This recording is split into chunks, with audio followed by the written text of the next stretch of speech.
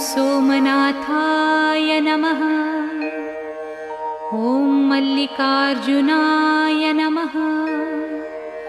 ॐ महाकालेश्वराय नमः। ॐ ओंकारेश्वराय नमः।